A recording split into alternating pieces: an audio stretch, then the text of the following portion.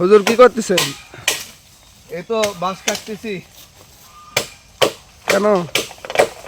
আমাদের নানসর ইসলামী সমাজ কল্যাণ সংস্থার ধারাবাহিক তাফসির হবে। এই জন্য আমাদের কিছু বাঁশের দরকার সামিয়ানা করার জন্য। এই জন্য আমরা একটু বাঁশ কাটতেছি, সামিয়ানা খাটাবো এই জন্য। তাহলে কি আমাদের ধারাবাহিক তাফসির অতি তাড়াতাড়ি শুরু হবে? যে ইনশাল্লাহ খুব দ্রুত শুরু হবে। এবং প্রথম দিনে যিনি তাফসির করবেন নানসর জোলাপাড়া ঈদগাহ ময়দানে যিনি পেশ ইমাম মাওলানা আরিফুল ইসলাম, উনি আসতে চেয়েছেন। ওনাকে দিয়ে এবার উদ্বোধনটা করবো আমরা ইনশাল্লাহ।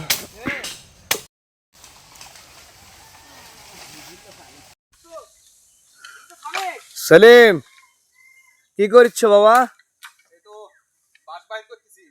আচ্ছা, আব্দুল কুদ্দুস, বাঁশ দিয়ে কি হবে বাবা? ও, এই নানসর ইসলামী সমাজ কল্যাণের তাফসির শুরু হবে আবার নাকি? ও আচ্ছা, ভগনপত, তাহলে প্রথম দিনে তাফসির কোন হুজুরে করবে?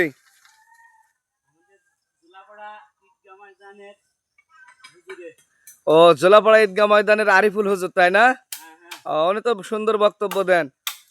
সুপ্রিয় দর্শক শ্রোতা, আপনারা দাওয়াত দিয়ে দিচ্ছি আপনাদের অগ্রিম। আমরা ডেট পরে জানাবো, তবে অতি শীঘ্রই আমাদের ধারাবাহিক তাফসির শুরু হবে। আপনারা সকলেই আমন্ত্রিত। আসসালামু আলাইকুম রহমতুল্লাহ। সুপ্রিয় ভিউয়ার, আসসালামু আলাইকুম।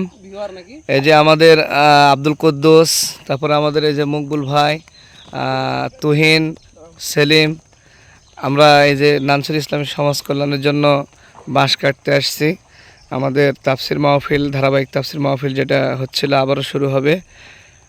প্রথম দিনে যিনি আসবেন তিনি হচ্ছেন মাওলানা আরিফুল ইসলাম, রাজশাহী জোলাপাড়া ঈদগাহ ময়দানের পেশ ইমাম। আপনারা সকলে আমন্ত্রিত। আর ধারাবাহিক তাফসিরের যে ডেট ওটা আপনাদেরকে পরে জানাই দেবো ইনশাল্লাহ। আসসালামু আলাইকুম রহমতুল্লাহ।